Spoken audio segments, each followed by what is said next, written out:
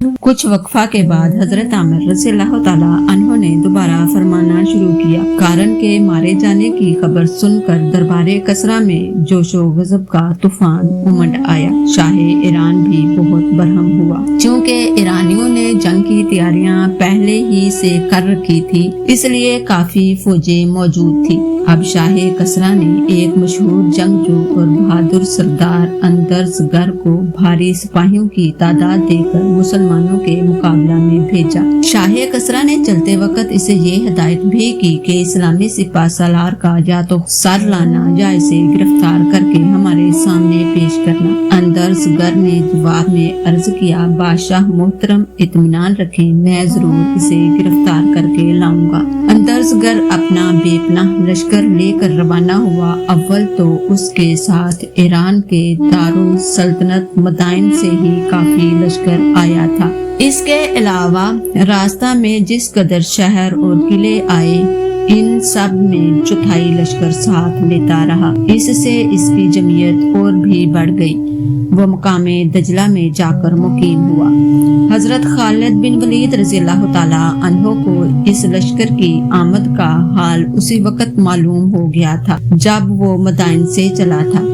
हजरत खालिद रज़ी अल्लाह ताला अन्हो चाहते तो जिस जगह वो मुकीम थे वहीं ठहर कर ईरानियों के आने का इंतजार करते रहते, लेकिन इस बात को वो बुज़दली और कम हिम्मती समझते थे, इसलिए उन्होंने भी वहाँ से पेश कदमी शुरू कर दी। शाहे कसरा ने अंदरसगर की मदद के लिए एक और बहादुर और जंग आजमा सरदार बहमन जादविया को लश्करे ग्रां देकर भेजा और इन अरब रियासतों को भी जो उसके मातहत बाजगुजार थे और मजहबन ईसाई थे, फरमान सादर किए कि वो ज्यादा से ज्यादा फौजी लेकर शाही लश्कर में शामिल होकर मुसलमानों का मुकाबला करें। बहमन जादविया को भी हिदायत कर दी को वो ज्यादा से ज्यादा ईसाई अरबों को साथ लेकर मुसलमानों का मुकाबला करे और ईसाई अरबों को मुसलमान अरबों से लड़ा दे।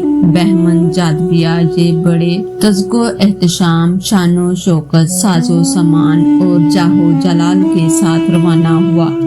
इस अरसा में हजरत खालिद रज़ी अल्लाह ताला अन्हो मकामे दजला में पहुंचकर अंदरसगर के लश्कर के सामने अपनी फौज लेकर खैमा जन हो गए। वो इस बात के मुंतजिर थे कि ईरानी मैदान में निकले, लेकिन अंदरसगर बहमन जादविया के आने का इंतजार कर रहा था। अगरचा अंदरसगर के पास मुसलमानों से 4 गुना लश्कर था, लेकिन इतनी जमीयत पर भी इसे मैदान में निकलने की हिम्मत न हो रही थी। हजरत खालिद रज़ी अल्लाह ताला अन्हो को भी मालूम हो गया कि बहमन जादविया की सरकर्दगी में मजीद ईरानी लश्कर आ रहा है और ईरानी इस लश्कर के आने का इंतजार कर रहे हैं। हजरत खालिद रज़ी अल्लाह ताला अन्हो ने ये मुनासिब नहीं समझा कि दोनों लश्करों को मिल जाने दे। चनाचा एक रोज सुबह की नमाज पढ़ते ही वो अपनी फौज लेकर मैदान में निकले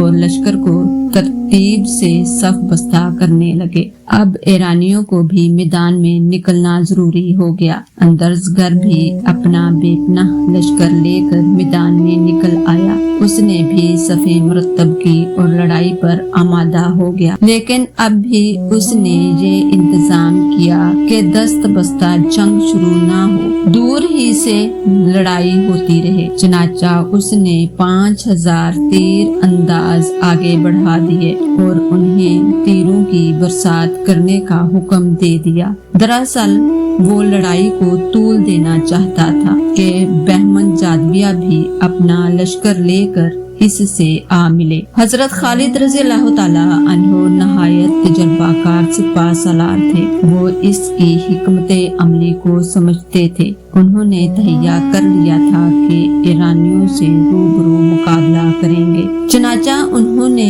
1000 तीर अंदाजों को इस तरह मुकर्रर किया कि निस्फ कलब के दाहिने बाजू पर और निस्फ बाएं बाजू पर मुतय्यन किए और उन्हें हुक्म दिया कि एक साथ तीर बरसाएं। नेज कलब को हिदायत की कि वो तीर अंदाजों को کہ وہ تیر اندازوں کے ساتھ ساتھ آگے بڑھتے رہیں اور میمنہ اور میسرہ میں احکام بھیجے کہ وہ پیش قدمی کر کے ایرانی لشکر سے لڑائی کریں۔ مسلمان ہوشیار ہو گئے اور انہوں نے ہر مقام اور ہر طرف سے نہایت تیزی سے پیش قدمی شروع کی۔ اول ایرانی تیر اندازوں نے تیروں کی بارش شروع کی۔ انہوں نے اسلامی لشکر کے قلب کو نشانہ بنایا۔ قلب کے سپاہیوں نے ڈھالوں پر تیروں کو روکا، پھر بھی چند مسلمان زخمی ہو گئے۔ فوراً ہی جواب میں اسلامی تیر اندازوں نے بھی تیر برسائے۔ ان کے تیر ایک ساتھ کمانوں سے نکلے اور بجائے ایرانی قلب میں پڑنے کے قلب کے بازوؤں پر پڑے۔ ایرانیوں کو یہ خیال ہی نہیں تھا کہ مسلمان اس عجب ڈھنگ سے تیر اندازی کریں گے اور آڑھے ترچھے تیر ماریں گے۔ ان اسلامی تیروں نے ایرانیوں کو بہت زیادہ نقصان پہنچایا۔ ابھی وہ سنبھلے بھی نہ تھے کہ پھر باڑ پڑی اور پھر بہت سے ایرانی مقتول و مجروح ہو گئے۔ اس تیر اندازی سے ایرانیوں کا بہت اور مسلمانوں کا معمولی نقصان ہو رہا تھا۔ چونکہ مسلمان برابر بڑھ رہے تھے، اس لیے وہ ایرانی لشکر کے قریب ہوتے جا رہے تھے۔ مسلمانوں کو بڑھتے ہوئے دیکھ کر مجبوراً ایرانیوں کو بھی بڑھنا پڑا۔ آخر دونوں لشکر ٹکرا گئے۔ فریقین نے تلواریں کھینچ لی اور نہایت جوش سے حملہ آور ہوئے۔ جدال و قتال کا بازار گرم ہو گیا۔ جنگ کے شعلے بھڑک اٹھے۔ تیر اندازوں نے کمانیں پشتوں پر ڈالی اور تلواریں سونت کر لڑائی میں مصروف ہو گئے۔ چونکہ مسلمانوں کو بڑا جوش تھا، لہٰذا وہ سر ہتھیلیوں پر رکھ کر ایرانی صفوں میں گھس گئے۔ ایرانی بہادروں کو قتل کرتے ہوئے ان کی صفوں کو زیر و زبر کرنے لگے۔ ایرانی بھی دلیر اور جنگجو تھے۔ وہ بھی مسلمانوں کو مار مار کر ہٹانے کی کوشش کرنے لگے۔ نہایت زبردست خون ریزی شروع ہو گئی۔ سروں پر سر اور دھڑوں پر دھڑ گرنے لگے۔ خون پانی کی طرح بہنے لگا۔ حضرت خالد رضی اللہ تعالیٰ عنہ نے اسلامی لشکر کے قلب میں سے نکل کر ایرانی فوج کے قلب پر نہایت سختی سے حملہ کیا۔ ان کے رسالے نے بھی انہی کے جوش کے ساتھ حملہ کیا۔ انہوں نے کئی ایرانی صفوں کو کھول دیا اور بہت سے ایرانی بہادروں کو پامال کر ڈالا۔ ان کی تلواروں نے ایرانیوں کا ستراؤ کر دیا۔ وہ صفوں کو الٹتے، سپاہیوں کو مارتے، کاٹتے اور ہٹاتے اندرزگر کی طرف بڑھے۔ اگرچہ ایرانی قدم قدم پر انہیں روکنے کی کوشش کر رہے تھے، لیکن مسلمان رکنے کے لیے نہ بڑھے تھے۔ وہ مزاحمت کرنے والوں کو قتل کر کر کے بڑھتے جاتے، جہاں تک کہ حضرت خالد رضی اللہ تعالیٰ عنہ اندرزگر کے قریب پہنچ گئے۔ مسلمانوں کو اپنے اس قدر قریب دیکھ کر اندرزگر گھبرا گیا۔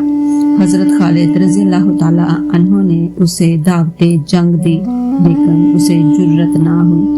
اس نے پیچھے ہٹ کر اپنے لشکر میں پناہ لینی چاہی۔ حضرت خالد رضی اللہ تعالیٰ عنہ نے جھپٹ کر اس پر حملہ کیا اور پہلے ہی حملہ میں اس کا سر اڑا دیا۔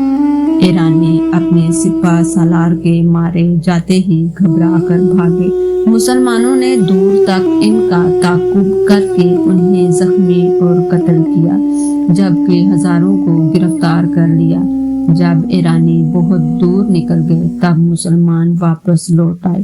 حضرت خالد رضی اللہ تعالیٰ عنہ نے شہیدوں کی تجہیز و تکفین پر، کچھ کو زخمیوں کی مرہم پٹی پر اور کچھ کو مال غنیمت جمع کرنے پر مقرر کیا۔ چونکہ ایرانی دولت مند تھے، اس لیے بڑے ساز و سامان کے ساتھ لڑنے کے لیے آتے تھے، اور جب بھاگتے تھے تو لاکھوں روپے کی مالیت کا اسباب چھوڑ جاتے تھے، اور یہی دولت مسلمانوں کو مال غنیمت میں ملتی تھی۔ حضرت عامر رضی اللہ تعالیٰ عنہ پھر لوٹ گئے۔ हजरत आमिर रज़ी अल्लाह ताला अन्हो ने थोड़ी देर रुककर फिर बयान फरमाया। बहमन जादविया चूँकि अरबी रियासतों में ठहरता था, वहाँ से लश्कर लेता और जो रियासतें रास्ता से कुछ फासले पर थी वहाँ से फौज तलब करता आ रहा था, इसलिए वो वक्त पर अंदरसगर की मदद को ना पहुँच सका। इसे रास्ता ही में इसके मारे जाने और इसकी फौज के परागंदा हो जाने का हाल मालूम हुआ। इसे बड़ा अफसोस हुआ, साथ ही मुसलमानों पर गुस्सा भी आया कि जो भी लश्कर इनके मुकाबले पर जाता है वो इसे ही हजीमत देकर भगा देते हैं। उसने अपने मातहत अफसरान के सामने हलफ उठाया कि वो मुसलमानों को कामिल शिकस्त देकर उन्हें अरब के अंदर धकेल देगा और इस्लामी सिपाह सालार को गिरफ्तार करेगा। अब उसने जरा तेजी से कूच करना शुरू किया। रास्ता में इसे अंदरसगर का शिकस्त याफ्ता लश्कर भी भाग कर आता हुआ मिला। इस फौज के सिपाही नहायत ही शिकस्ता खातिर और बहुत ही ज्यादा मरऊबो खौफजदा थे। जब इन फौजियों से बहमन जादविया ने मुसलमानों के मुतल्लक दरियाफ्त किया तो उन्होंने कहा, मुसलमान इंसान नहीं, ब्यो है या जिन है, कोई कुव्वत इनके सैलाब को रोक नहीं सकती। जब वो जोश में आकर हमला आवर होते हैं तो दुश्मनों को घास फूस की तरह काट डालते हैं। वो डरना और झिझकना जानते ही नहीं। बहमन जादविया शायद इनकी तादाद इससे भी बहुत ज्यादा बढ़ी हुई है जितनी हमारे जासूस बयान करते हैं। ईरानी जी नहीं, इनकी तादाद बहुत मामूली और उसी कदर है जिस कदर बयान की जाती है। 18,000 से कुछ कम ही है, ज्यादा नहीं, मगर एक मुसलमान 1,000 ईरानियों से लड़ सकता है। बहमन जादविया ने बिगड़ कर और बुरा सा मुंह बनाकर कहा, क्या वाहियात और बुज़दिली की बातें करते हो तुम पर इनका खौफ गालिब हो गया है। तुम मुतलिक ना घबराओ, मैं इन सब का किला कमा कर दूंगा। गर्ज बहमन जादविया ने इन मफरूर सिपाहियों को तसल्ली देकर अपने साथ ले लिया। उसने मकाम लीस में पहुंचकर अपने लश्कर का जायजा लिया। 1 लाख से भी ज्यादा सवार और प्यादे निकले। इस अजीमुल शान तादाद को देखकर बहमन जादविया को बड़ी खुशी हुई। उसने फख्रो गरूर के साथ कहा, अब देखूंगा कि किस तरह मुसलमान मेरा मुकाबला कर सकते हैं। इसे ये ख्याल था कि मुसलमान बराबर लड़ाइयाँ करते चले आ रहे हैं, थक गए होंगे। उसका लश्कर ताजा दम था, फिर मुसलमानों से 5 गुना से भी ज्यादा था, इसलिए इसे कतई अपनी फतह का यकीन था। हजरत खालिद रज़ी अल्लाह ताला अन्हो को भी ईरानियों के इस टिड्डी दल लश्कर के आने और मकामी लीस में मुकीम होने की इतला हो गई। उन्होंने दुश्मनों की इस कसीर जमीयत का भी कुछ ख्याल नहीं किया और अपने लश्कर को लीस की तरफ बढ़ने का हुक्म दिया। इस्लामी फौज आगे बढ़ने लगी। बहमन जादविया को ये ख्याल था कि मुसलमान इसके लश्कर की कसीर तादाद सुनकर इसके मुकाबले में आने की जुर्रत ना करेंगे और अपने बादशाह से मदद तलब करेंगे। लेकिन वो सख्त मुतहय्यर हुआ जब उसने सुना कि मुसलमान बेखौफ बढ़े चले आ रहे हैं। वो सोचने लगा, ये क्या बात है, क्या वो ईरानियों को बुज़दिल और कम हिम्मत समझने लगे हैं, या वो इंसान नहीं, हकीकत में देव या जिन ही हैं। वो कुछ मुतफक्कर सा हुआ और उसे लीस से आगे बढ़ने की जुर्रत ना हुई। दरअसल मुसलमानों के जारहाना हमलों और पेशकदमियों ने उनका रोबो खौफ दुश्मन पर बिठा दिया था। इत्तफाक से शाह कसरा ने बहमन जादविया को दरबार में तलब किया। वो बहुत खुश हुआ और उसने लश्कर की कमान एक ईसाई अरबी सरदार मालिक बिन कैस के सुपुर्द करके इसे हिदायत की کہ میری واپسی تک حتل امکان جنگ کو ٹالنا۔ اگر مسلمان ہی لڑائی شروع کر دیں تو نہایت بہادری سے جنگ کرنا۔ ایرانیوں پر مسلمانوں کا رعب غالب آ گیا ہے۔ تم عرب ہو، مسلمانوں کے جنگی ڈھنگ سے واقف ہو۔ عیسائی عربوں کو ایرانیوں سے آگے رکھ کر مسلمانوں سے لڑنا۔ غرض بہمن جادویہ مالک بن قیس کو اچھی طرح سمجھا کر اور ہر طرح کی ہدایتیں دے کر دربار ایران میں شرکت کی غرض سے مدائن کی طرف روانہ ہو گیا۔ اس کے جانے کے تیسرے ہی روز حضرت خالد رضی اللہ تعالیٰ عنہ بھی اپنا لشکر لے کر لیس میں پہنچ گئے۔ لیس دریائے دجلہ کے کنارے پر واقع تھا۔ وہ دریا کے کنارے مناسب مقام پر مقیم ہوئے۔ مسلمانوں نے 2 روز تک ایرانیوں کے میدان میں نکلنے کا انتظار کیا۔ ایرانی میدان میں نہ نکلے، وہ جنگ کو ٹالنا چاہتے تھے۔ ان 2 دنوں میں مسلمانوں کی تھکاوٹ دور ہو گئی اور وہ لڑائی کے لیے بالکل تیار ہو گئے۔ چنانچہ حضرت خالد رضی اللہ تعالیٰ عنہ تیسرے روز لشکر لے کر میدان میں نکلے۔ مالک بن قیس نے ان کے پاس پیغام بھیجا کہ تم کیا چاہتے ہو، اپنے مطالبات پیش کرو۔ حضرت خالد رضی اللہ تعالیٰ عنہ نے اسی پیغمبر کے ہاتھ جواب دیا، چاہے ایران نے اسلامی حکومت کے باغیوں کی مدد کی ہے، وہ بلا کسی شرط کے معافی مانگے، مسلمان ہو جائے، مسلمان نہ ہو تو جزیہ ادا کرے، یہی ہمارا مطالبہ ہے۔ مالک بن قیس ان شرائط کو سن کر نہایت برانگیختہ ہوا۔ اسے اس قدر جوش آیا کہ اسی وقت اپنا لشکر لے کر میدان میں نکل آیا۔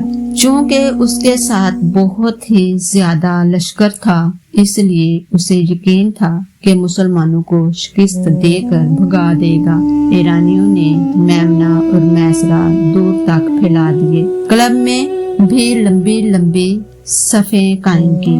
حضرت خالد رضی اللہ تعالیٰ عنہ نے اگرچہ میمنہ، میسرہ اور کلب سب ہی قائم کیے، لیکن چونکہ ان کے پاس لشکر تھوڑا تھا، اس لیے وہ ایرانیوں کے پورے محاذ میں اپنی فوج نہ پھیلا سکے، بلکہ ان کے میمنہ اور میسرہ اور کلب ایرانیوں کے کلب کے محاذ میں قائم ہو سکے۔ صفیں قائم ہونے کے بعد حضرت خالد رضی اللہ تعالیٰ عنہ میدان جنگ میں نکلے۔ انہوں نے اپنے مقابلے کے لیے ایرانی لشکر کے سپہ سالار کو طلب کیا۔ ادھر مالک بن قیس بھی عرب تھا۔ ایک تو اس میں غیرت تھی، دوسرے وہ یہ خیال کر کے کہ اگر اس نے حضرت خالد رضی اللہ تعالیٰ عنہ کو قتل کر ڈالا یا قید کر لیا تو اس کی شہرت ہو جائے گی اور شاہ کسریٰ اس کی بڑی عزت و عظمت کرے گا۔ فوراً میدان میں نکل آیا۔ حضرت خالد رضی اللہ تعالیٰ عنہ نے اسے دیکھا، وہ نہایت گراں انڈیل قوی ہیکل تھا۔ انہوں نے فرمایا، بشرے سے تم دانش مند معلوم ہوتے ہو۔ مالک، میری فراست کا سکہ ایرانیوں میں بیٹھا ہوا ہے، اس لیے مجھے اس بے پناہ لشکر کا سپہ سالار اعظم مقرر کیا گیا ہے۔ حضرت خالد رضی اللہ تعالیٰ عنہ، مگر یہ کیا عقل مندی ہے کہ تم عیسائی ہو گئے، تم عرب ہو، ہم بھی عرب ہیں، مگر ہم مسلمان ہیں اور تم عیسائی ہو۔ مالک، تمہارا مذہب نیا ہے۔ حضرت خالد رضی اللہ تعالیٰ عنہ، تم ناواقفیت کی بنا پر ایسا کہہ رہے ہو، ہمارا مذہب بہت پرانا ہے، عیسائیوں اور مسیحی مذہب سے بھی پہلا۔ جو مذہب حضرت ابراہیم علیہ السلام کا تھا وہی ہمارا ہے۔ مالک، عیسائی مذہب سچا مذہب ہے۔ حضرت خالد رضی اللہ تعالیٰ عنہ، جو مذہب حضرت عیسیٰ علیہ السلام لے کر آئے تھے وہ بے شک سچا تھا، مگر اب عیسائیوں نے اس میں تحریف کر لی ہے۔ حضرت عیسیٰ علیہ السلام کو خدا کا بیٹا کہنے لگے ہیں، ایک خدا کے 3 خدا بنا دیے، ایک خدا، دوسرا خدا کا بیٹا اور تیسرا روح القدس۔ بتاؤ، کیا یہ عقل مندی ہے کہ ہم کس کو بھی خدا کا بیٹا مانے؟ یہ خدا کی وحدانیت کی توہین ہے۔ توحید عیسائیوں میں نہیں، مسلمانوں میں ہے۔ ہم کہتے ہیں هو اللہ احد، یعنی اللہ ایک ہے۔ مالک: میں مذہبی بحث میں نہیں پڑھنا چاہتا، شاید تم مجھ سے ڈر گئے ہو جو ایسی باتیں کرنے لگے ہو۔ اگر یہ بات ہے تو تم بھی میرے ساتھ آ جاؤ، میں شاہ کسریٰ سے کہہ کر اچھا عہدہ دلا دوں گا۔ حضرت خالد رضی اللہ تعالیٰ عنہ: میں تمہیں تبلیغ کرنا چاہتا تھا، لیکن معلوم ہوا تم دنیوی جاہ و عزت کو پسند کرتے ہو۔ رہا میرے ڈرنے کا سوال تو اللہ تعالیٰ نے مجھے ایسا قوی دل عطا فرمایا ہے جس میں سوائے اللہ تعالیٰ کے اور کسی کا خوف نہیں سماتا۔ مالک: تب آؤ لڑو۔ حضرت خالد رضی اللہ تعالیٰ عنہ: مجھے منظور ہے، پہلے تم حملہ کرو۔ مالک نے جوش میں آ کر تلوار سے حملہ کیا۔ حضرت خالد رضی اللہ تعالیٰ عنہ نے اس کی تلوار کو اپنی ڈھال پر روکا اور خود بھی حملہ کیا۔ مالک نے نہایت پھرتی سے ان کا حملہ روکا۔ چونکہ دونوں فنون جنگ سے خوب ماہر تھے، اس لیے نہایت ہوشیاری سے جنگ کرنے لگے۔ فریقین کے سپاہی گردنیں اٹھا اٹھا کر جنگ کا تماشا دیکھنے لگے۔ ایک مرتبہ مالک نے بڑی پھرتی سے حملہ کیا، ساتھ ہی حضرت خالد رضی اللہ تعالیٰ عنہ نے حملہ کیا۔ دونوں کی تلواریں ساتھ اٹھی، لیکن حضرت خالد رضی اللہ تعالیٰ عنہ کی تلوار سبقت لے گئی اور مالک کا سر کاٹ کر دور جا گرا۔ جو ہی ایرانیوں نے اپنے سپہ سالار کو مردہ ہو کر گرتے دیکھا، انہوں نے جوش میں آ کر مسلمانوں پر حملہ کیا۔ ایرانیوں کو دوڑتے دیکھ کر مسلمان بھی دوڑ پڑے۔ دونوں فریق دونوں طرف سے جھپٹے چلے آ رہے تھے۔ جس جگہ حضرت خالد رضی اللہ تعالیٰ عنہ کھڑے ہوئے تھے، اس جگہ آمنے سامنے آ کر مل گئے۔